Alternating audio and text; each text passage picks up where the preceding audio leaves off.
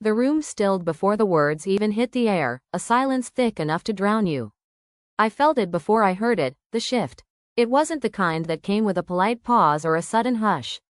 No, this was the kind that hung in the air like smoke, the kind that told you danger had entered the room disguised in lace and silk. I couldn't see it yet, but I could feel it in my bones. The room had frozen, waiting, like they were all holding their breath.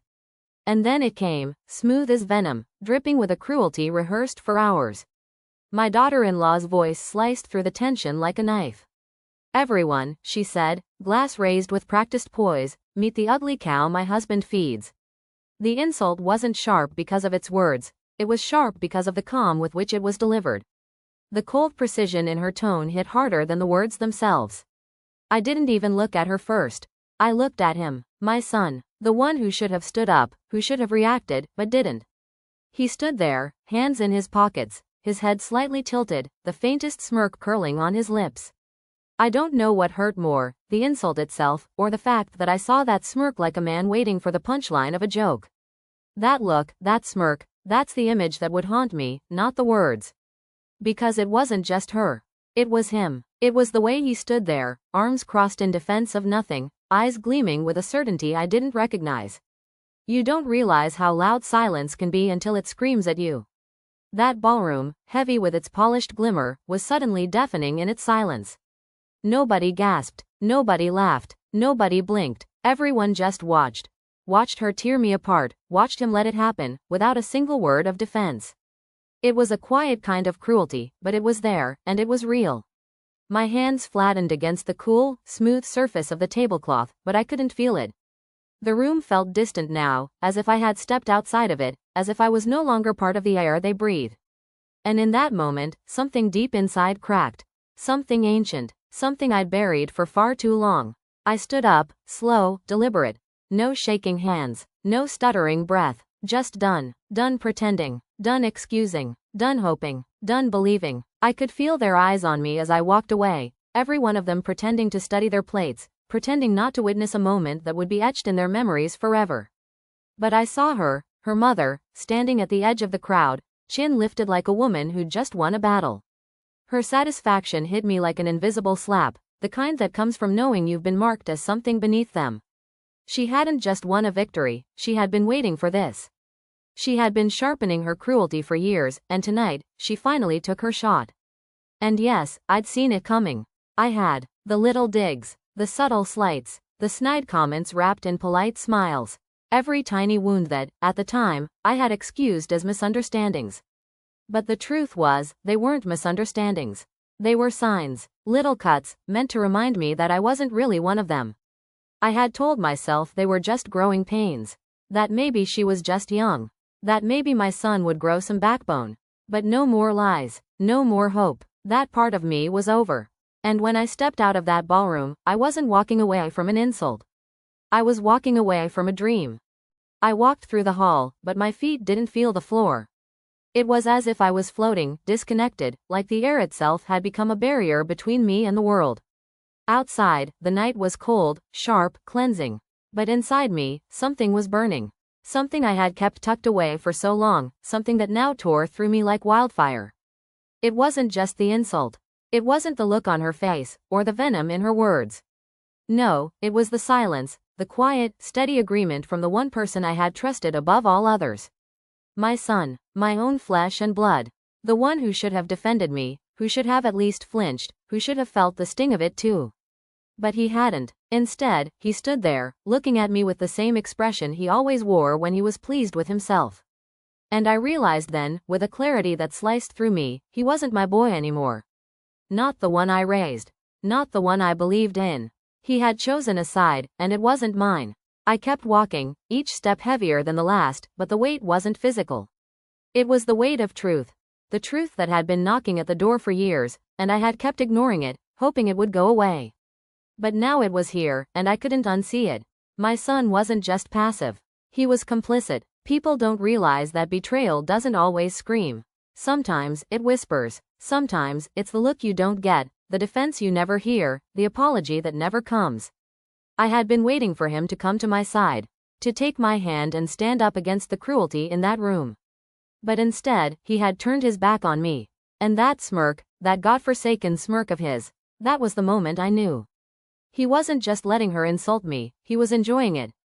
There was no shame in his eyes, no conflict, only an amusement that stung deeper than any insult she could throw at me. He was with her now. Completely. I stopped at the foyer, my breath catching in my throat as I felt the room behind me, its weight pressing on my back.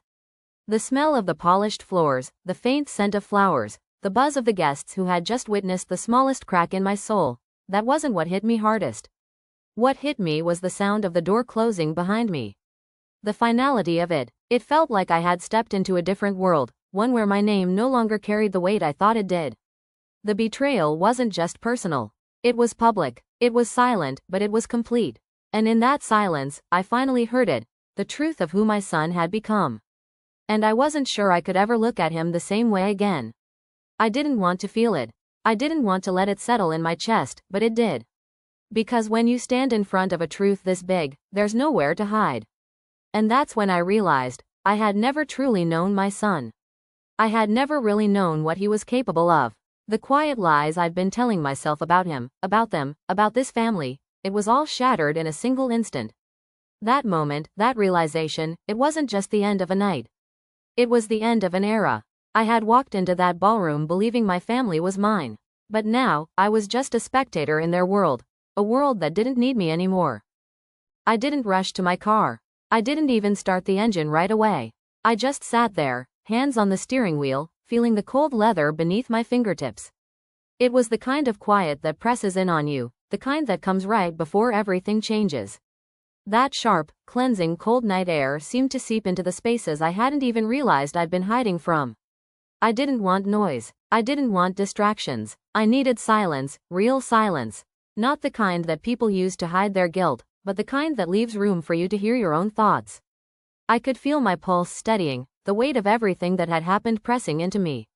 The sting of the insults, the smirk, the coldness in my son's eyes, it all swirled in my chest, but the anger, it wasn't there anymore. It wasn't anger I felt. It wasn't even hurt. It was clarity, a clarity that left no room for doubt. No more second guessing, no more hoping, no more pretending. I knew exactly who they were now. And more importantly, I knew exactly who I had been pretending to be for them.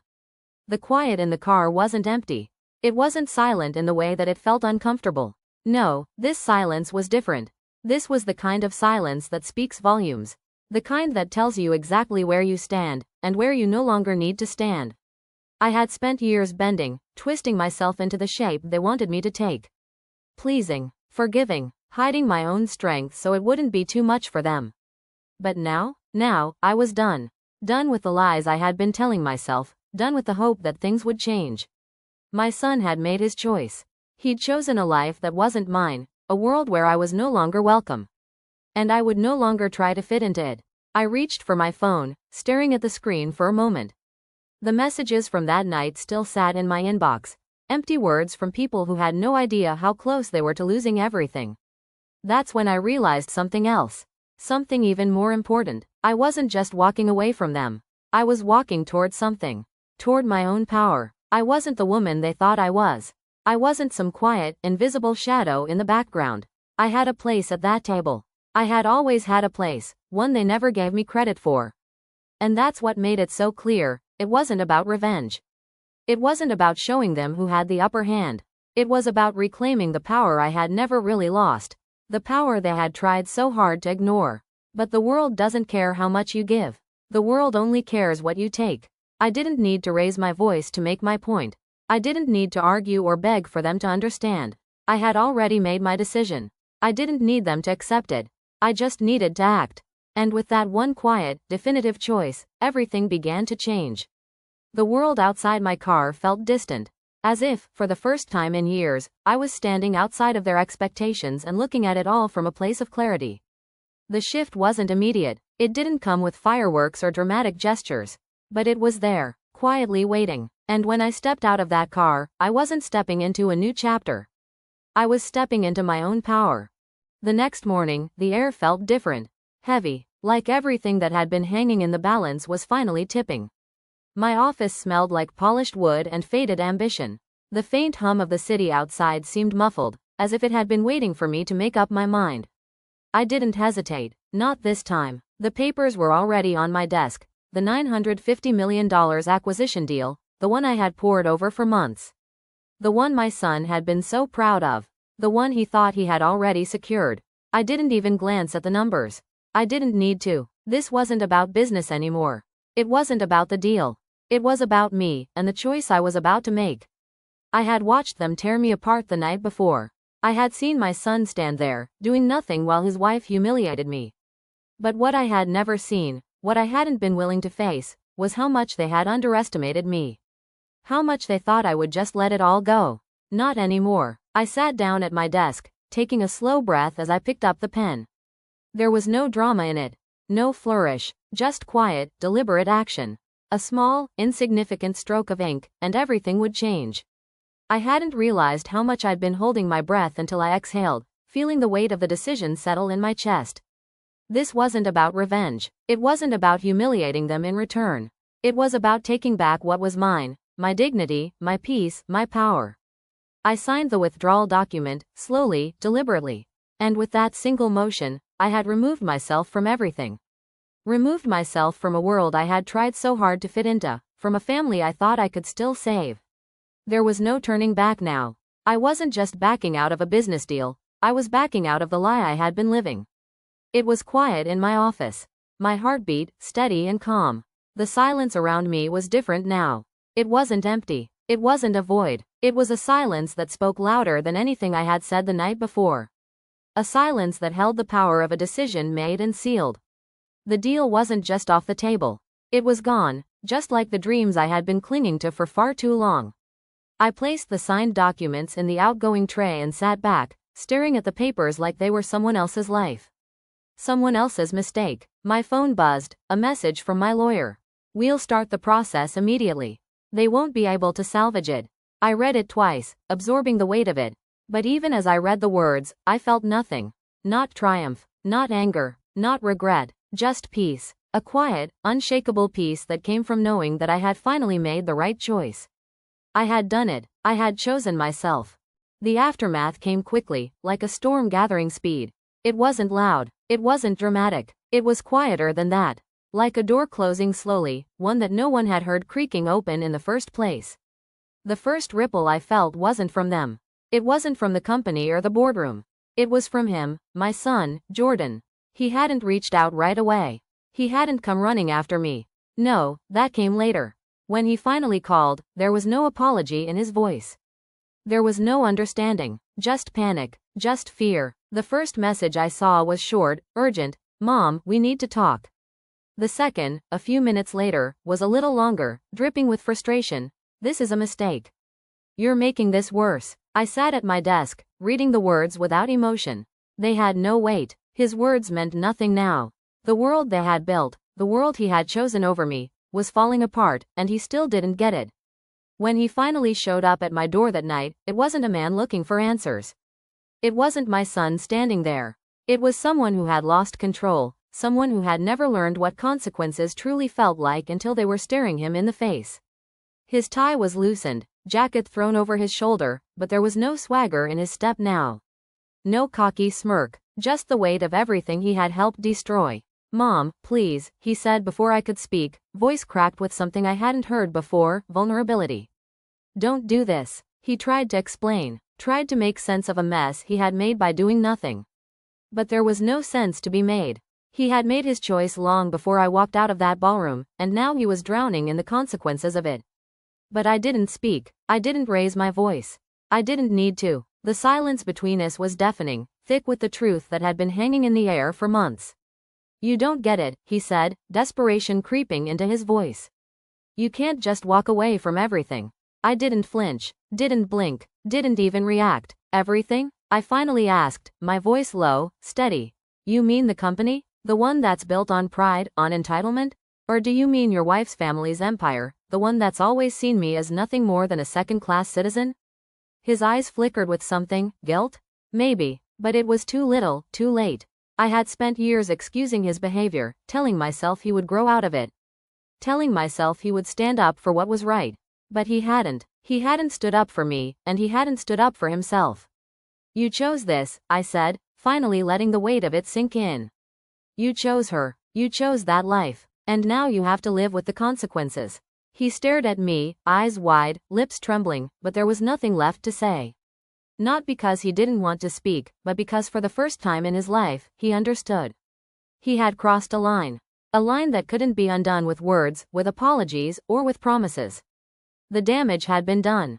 I let him stand there for a moment, a broken man, the weight of everything he thought he had built now crashing down around him. And then I stepped back, slowly, deliberately, closing the door on the conversation, and on him. The next day, the consequences were everywhere. In the emails, in the frantic calls from investors, scrambling to understand what had just happened. In the quick, sharp silence from the company's boardroom, as everyone realized that without the final signature, without my signature, everything they'd worked for was on the brink of collapse. The walls began to crumble slowly at first. One by one, the phone calls came in. Lenders tightening their terms, suppliers pulling out, partners who had once been loyal now questioning the stability of the deal. And through it all, I sat in my office, calm. Quiet, not watching it happen, but feeling it, knowing it was all falling apart because of a choice I had made. But the real collapse wasn't the business. It was the people, the family, my son, his wife, and their carefully constructed world. All of it was unraveling. And as I sat there, I felt no joy in it. No satisfaction. I didn't take pleasure in their panic. It was just a knowing. This was the price of pride. This was the price of arrogance. And I had learned, in the hardest way, that some things can't be undone. Not by time, not by apology, not by money. By the time I left my office that evening, I had no doubts.